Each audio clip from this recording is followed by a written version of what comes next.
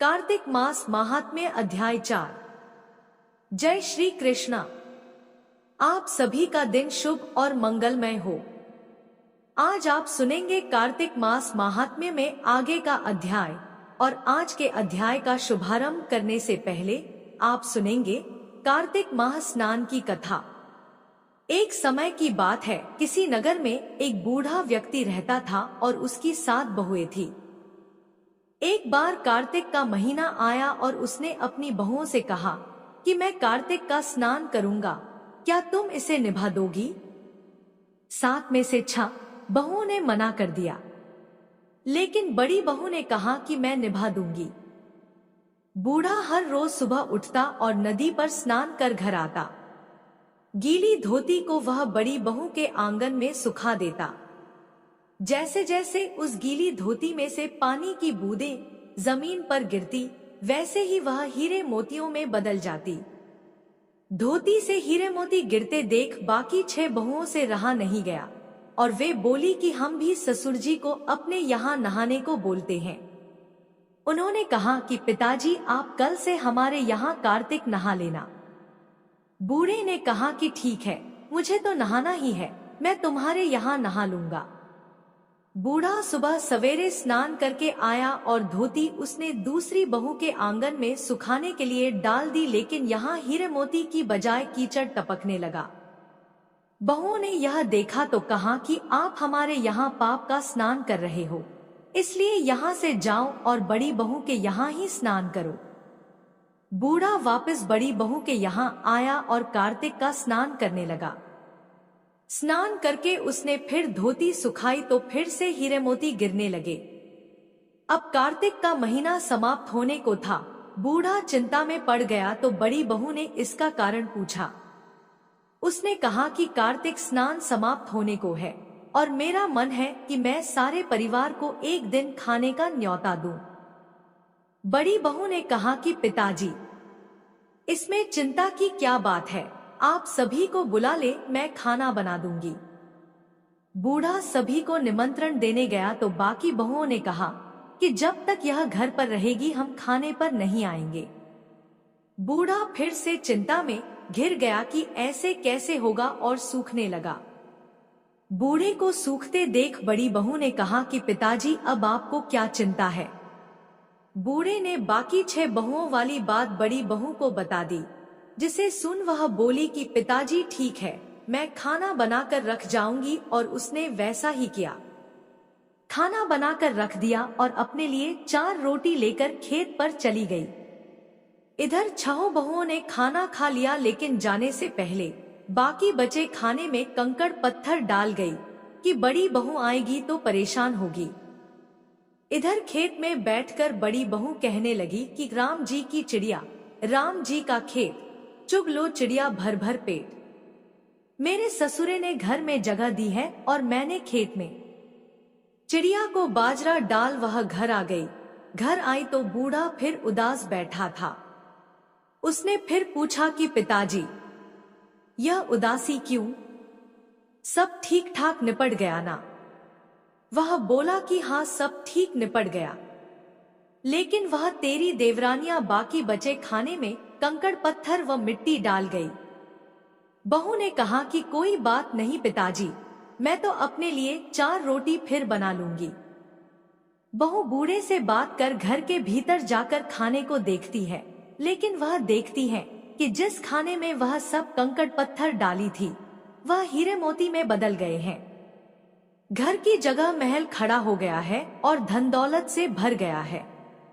अन्न के भंडार घर में भरे पड़े हैं। वह बूढ़े को बुलाकर कहती है कि पिताजी, आपने तो कहा था कि मेरे लिए कुछ नहीं बचा है, लेकिन यहाँ तो हीरे मोतियों के भंडार हो गए हैं। पूरे घर में धन की वर्षा हो रही है। साधारण सा घर महल में बदल गया है। बूढ़ा सब चीजें देखकर बोला कि बेटी, तुमने सच्चे मन से कार्तिक स्नान सच्चे मन से निभाया था, लेकिन बाकी बहुओं ने पापी मन से इसे निभाया, इसलिए कार्तिक देवता तुमसे प्रसन्न हुए और यह फल दिया। हे कार्तिक देवता, जैसे आपने बड़ी बहू की सुनी वैसे ही आप सभी की सुनना। अब सुनिए कार्तिक मास महात्म्य में आगे का अध्याय। शौनकादि ऋषियों से श्री सूत जी महाराज ने आगे कहा, ब्रह्मा जी से अब तक के 5 अध्यायों में विभक्त कथा सुनकर देवर्षि नारद जी गदगद हो गए। वे ब्रह्मा जी को प्रणाम करके विनम्र भाव से बोले, नारायण नारायण। हे पितामह, अब कृपा करके कार्तिक मास के महात्म का विस्तार पूर्वक वर्णन कीजिए। नारद जी के मुख से यह सुनकर श्री ब्रह्मा जी बोले, हे पुत्र, तुम तो बहुत ही उदार और सभी प्राणियों का भला चाहने वाले हो, इसलिए मृत्युलोक के निवासियों के भले के निमित्त ऐसे ऐसे प्रश्न पूछ रहे हो। सुनो, आज मैं तुम्हें ऐसी कथा कहता हूँ जिसके पढ़ने और सुनने मात्र से ही समस्त पापों का नाश हो जाता है। अपनी बात को आगे बढ़ाते हुए श्री ब्रह्मा जी ने कहा, सुनो नारद, साधु संतों का सत्संग अति पावन और दुर्लभ होता है। यह सांसारिक भय को दूर कर देता है और ज्ञानी ध्यान को मोक्ष प्रदान करता है। जिसकी जैसी कामना होती है उसकी वह कामना भी पूरी हो जाती है। जिस तरह से गंगा जी पापों को धो देती है और सूर्य पापों को भस्म कर देता है, ठीक उसी प्रकार संत समागम पाप, ताप और दीनता तीनों को ही नष्ट कर देता है। आधे क्षण का साधु समागम भी मोक्ष प्रदान करने वाला होता है। इतनी बात सुनकर तमाम ऋषि और मुनि ने कहा, हे सूत जी, अब आप कृपा करके कार्तिक मास महात्म का इतिहास और प्रसंग सुनाने की भी कृपा कीजिए। तब श्री सूत जी बोले, हे ऋषियों, एक समय चंद्र बदनी और कमल के समान कमल नैनी श्री सत्यभामा ने मन ही मन में विचार किया कि मैं धन्य हूँ, जिसके पतिदेव स्वयं त्रिलोकीनाथ भगवान मधुसूदन हैं और वे 16,108 रानियों में सबसे बढ़कर मुझे ही प्रेम करते हैं। जिस कल्प वृक्ष की पृथ्वी पर बसने वाले प्राणी बात तक नहीं जानते, वह कल्प वृक्ष स्वयं मेरे आंगन में लगा हुआ है। ऐसा विचार कर सत्यभामा ने एक दिन श्री कृष्ण भगवान से कहा, हे प्रभु, मैं आपसे एक बात पूछना चाहती हूँ। आशा है कि आप मेरे हित के लिए मेरी इन बातों का उत्तर देने की कृपा करेंगे। सत्यभामा की ये बातें सुनकर भगवान श्री कृष्ण सत्यभामा का हाथ पकड़कर कल्प वृक्ष के नीचे ले गए। भगवान श्री कृष्ण ने कहा, हे सत्यभामा, मैं अपनी सब रानियों में तुम्हें ही सबसे प्रिय मानता हूँ। मैंने तुम्हारे स्नेह के वश में सुरराज इंद्र से विरोध करके यह कल्प वृक्ष स्वर्ग से लाकर तुम्हारे आंगन में लगा दिया। मैं तुम्हारे लिए ना देने वाली अदेय वस्तु भी दे सकता हूँ और ना कहने वाली बात भी कह सकता हूँ। इसलिए अगर तुम मुझसे गुप्त भी बात पूछोगी तो भी मैं वह तुम्हें बता दूंगा। भगवान श्री कृष्ण की बात सुनकर सत्यभामा गदगद होकर बोली, हे स्वामी, अगर आप मुझसे इतने प्रसन्न हैं तो मुझे यह भी बताने की कृपा कीजिए कि मैंने पूर्व जन्म में ऐसा क्या शुभ कार्य किया था जिससे मुझे आपकी अर्धांगिनी बनने का सौभाग्य प्राप्त हुआ और आपके साथ गरुड़ पर बैठकर ब्रह्मा लोक और इंद्रलोक में आने जाने का अवसर भी मुझे मिल गया। हे नाथ, पूर्व जन्म में मैं कौन थी और किसकी कन्या थी, सो आप मुझे विस्तार पूर्वक सुनाने की कृपा कीजिए। सत्यभामा की यह बात सुनकर भगवान श्री कृष्ण मुस्कुराकर बोले, हे सत्यभामे, मैं तुम्हें समस्त वृतांत विस्तार पूर्वक सुनाता हूँ। तुम एकाग्र चित्त होकर सुनो। भगवान श्री कृष्ण कहते हैं, हे सत्यभामे, सतयुग के अंत में मायापुर नगर के अत्रि कुल में देव शर्मा नामक 4 वेदों, 6 शास्त्रों और 18 पुराणों का ज्ञाता एक ब्राह्मण रहा करता था। वह भगवान सूर्य नारायण का अनन्य भक्त था और रात दिन अतिथियों की सेवा में लगा रहता था। उसकी कोई संतान नहीं थी। फिर बड़ी आयु में उसे एक कन्या हुई जिसका नाम गुणवती रखा गया। देव शर्मा ने अपने एक शिष्य जिसका नाम चंद्र प्रकाश था, उसके साथ अपनी कन्या गुणवती का विवाह कर दिया। चंद्र प्रकाश अपने ससुर की पिता के समान सेवा किया करता था। एक दिन देव शर्मा अपने दामाद को साथ लेकर लकड़ियां काटने वन को गया। वन में उन्होंने इधर उधर फिरते हुए एक महाभयानक राक्षस को देखा। उसे देखकर उन दोनों के हाथ पैर फूल गए और भागने में असमर्थ होने के कारण वे दोनों उस राक्षस के हाथ से मारे गए। परंतु उस क्षेत्र और अपनी भक्ति के प्रभाव के कारण वे मेरे बैकुंठ धाम को चले आए। जैसे मेघ द्वारा वर्षा हुआ जल सभी नदियों द्वारा समुद्र में प्रवेश कर जाता है, ठीक उसी तरह श्री गणेश, शिवजी, सूर्यदेव और श्री हरि में से किसी भी देवता की भक्ति और उपासना करें, वह हमें ही प्राप्त होता है। इसी से वह सूर्य भक्त हमारे दूतों के द्वारा पुष्पक विमान में बैठाकर हमारे लोक में पहुंचा दिए गए। इधर उन दोनों के मरने की खबर सुनकर गुणवती ने बहुत विलाप किया। रो रो कर कहने लगी, हे पिता और हे पतिदेव, अब मैं कैसे जीवित रह सकूंगी? हाय, मुझे किसके भरोसे छोड़कर कहां चले गए? अब मेरे खाने पीने का प्रबंध कहां से हो सकेगा? हे तात, मेरा कौन ठिकाना है? इस प्रकार गुणवती विलाप करती हुई पृथ्वी पर गिरकर मूर्छित हो गई। जब उसे होश आया तो उसने घर का सब सामान बेचकर अपने पति और पिता की अंत्येष्टि क्रिया की। फिर संसार से वैराग्य लेकर भक्ति में लीन रहने लगी। इस प्रकार करते करते कार्तिक मास आ गया। तब वह विधि विधान से कार्तिक मास का स्नान करने लगी और साथ ही साथ एकादशी का व्रत भी करने लगी। ये दोनों ही व्रत भगवान को अति प्रिय हैं और मुक्ति तथा ऐश्वर्य प्रदान करने वाले हैं। आगे भगवान श्री कृष्ण कहते हैं, हे प्रिय, कार्तिक मास में तुला के सूर्य में जो प्रातःकाल स्नान, जागरण और दीप दान करते हैं, उनके जन्म जन्मांतर के पाप नष्ट हो जाते हैं। जो मंदिर में प्रातःकाल झाड़ू लगाते हैं और भगवान का पूजन करते हैं, वे जीवन मुक्त हो जाते हैं, अर्थात बार बार जीवन मरण के बंधन में नहीं बंधते। जो कार्तिक मास में तुलसी जी का पौधा लगाकर उसकी पूजा अर्चना करते हैं और दीप दान करते हैं, वे फिर इस संसार में दोबारा जन्म नहीं लेते। भगवान श्री कृष्ण कहते हैं, हे प्रिय, एक दिन गुणवती ज्वर से पीड़ित हो गई और असहनीय होते हुए वह गंगा स्नान के लिए कष्ट सहते हुए गई। स्नान करने के लिए गंगा जी में प्रवेश करते ही मारे शीत के उसका सारा शरीर थर थर कांपने लगा और वह शिथिल होकर वहीं गिर पड़ी। उसी समय भगवान विष्णु के दूत सुंदर विमान लेकर आए और उसे विमान में बिठाकर विष्णु लोक को ले गए। यह सब कार्तिक के स्नान और व्रत का ही प्रभाव था। त्रेता युग के पश्चात द्वापर युग आया तो पृथ्वी पर कंस जैसे दैत्यों ने महा उत्पात किया।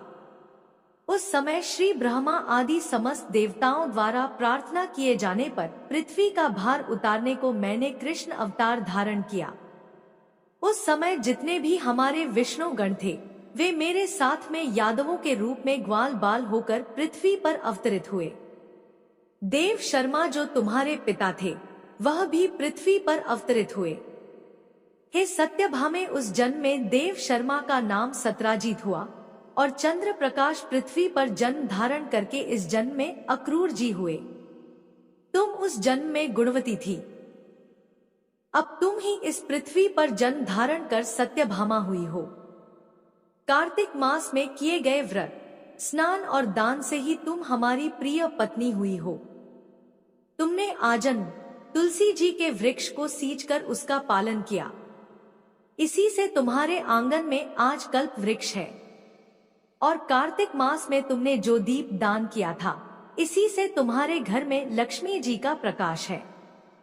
कार्तिक मास में व्रत आदि करके जो तुमने काया कष्ट सहन किया था, उसी से तुम मेरी अर्धांगिनी हुई। जो कोई कार्तिक मास में व्रत आदि करता है, वह मुझे तुम्हारे ही समान प्रिय हो जाता है। हे प्रिय, अन्य दूसरे जप, तप, यज्ञ, दान आदि कार्तिक मास के 16वें भाग के बराबर भी नहीं होते। सत्यभामा जी को उनके जन्म का पूर्व वृतांत सुनाकर भगवान श्री कृष्ण मौन हो गए। इसके आगे का वृतांत आप आगे के अध्याय में सुनिएगा। जय श्री कृष्णा, राधे राधे। अब आइए सुनते हैं तुलसी चालीसा आरती सहित। श्री तुलसी महारानी करूं विनय सिरनाए। जो मम हो संकट विकट, दीजय मात नशाय। नमो नमो तुलसी महारानी, महिमा अमित न जाए बखानी। दियो विष्णु तुमको सन्माना, जग में छायो सुयश महाना। विष्णु प्रिया जय जयती भवानी, तिहु लोक की हो सुख खानी। भगवत पूजा कर जो कोई, बिना तुम्हारे सफल न होई।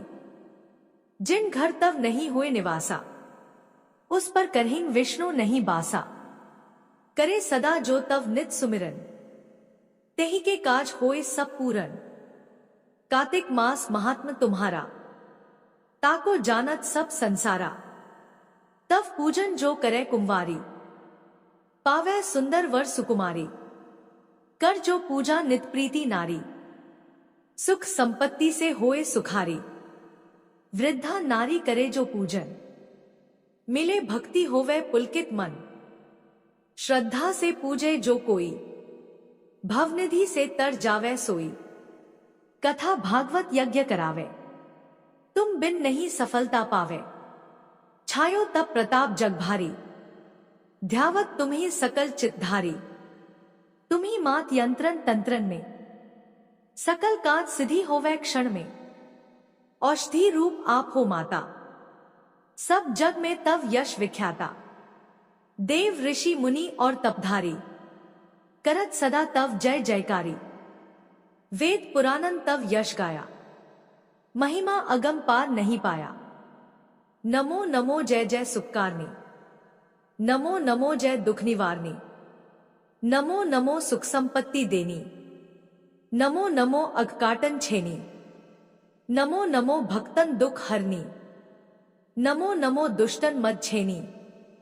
नमो नमो भव पार उतारनी, नमो नमो परलोक सुधारनी। नमो नमो निज भक्त उबारनी, नमो नमो जनकाज संवारनी।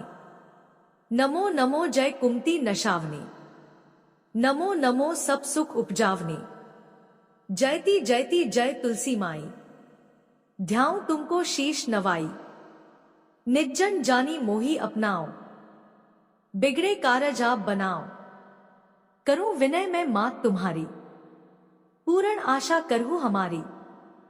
शरण चरण कर जोरी मनाऊं, निश दिन तेरे ही गुण गाऊं। करहूं मात यह अब मोह पर दया, निर्मल होए सकल ममकाया। मांगू मात यह बर दीजै, सकल मनोरथ पूर्ण कीजै। जानू नहीं कुछ ने मचारा, क्षमहु मात अपराध हमारा। 12 मास करे जो पूजा, ता सम जग में और न दूजा। प्रथम ही गंगाजल मंगवावे, फिर सुंदर स्नान करावे।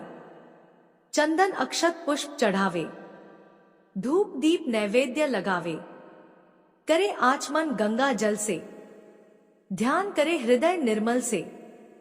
पाठ करे फिर चालीसा की, स्तुति करे मात तुलसी की। यह विधि पूजा करे हमेशा, ताके तन नहीं रहे क्लेशा। करे मास कार्तिक का साधन, सोवे नित पवित्र सिद्ध हुई जाही। है यह कथा महासुखदाई, पढ़े सुने सो भव तर जाई। यह श्री तुलसी चालीसा पाठ करे जो कोय, गोविंद सो फल पावही जो मन इच्छा होए। अब आइए सुनते हैं तुलसी जी की आरती। जय जय तुलसी माता, सब जग की सुखदाता। सब योगों के ऊपर, सब रोगों के ऊपर, रुद्र से रक्षा करके भवत्राता। बटु पुत्री है श्यामा, सुर बल्ली है ग्राम्या। विष्णु प्रिय जो तुमको सेवे सो नर तर जाता।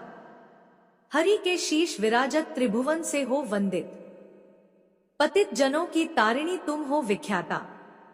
लेकर जन्म विजन में आई दिव्य भवन में, का मानव लोक तुम ही से सुख संपत्ति पाता। हरि को तुम अति प्यारी श्याम वरुण कुमारी। प्रेम अजब है उनका तुमसे कैसा नाता। जय श्री हरि विष्णु। अगर वीडियो पसंद आई तो हमारे चैनल को सब्सक्राइब करें। धन्यवाद।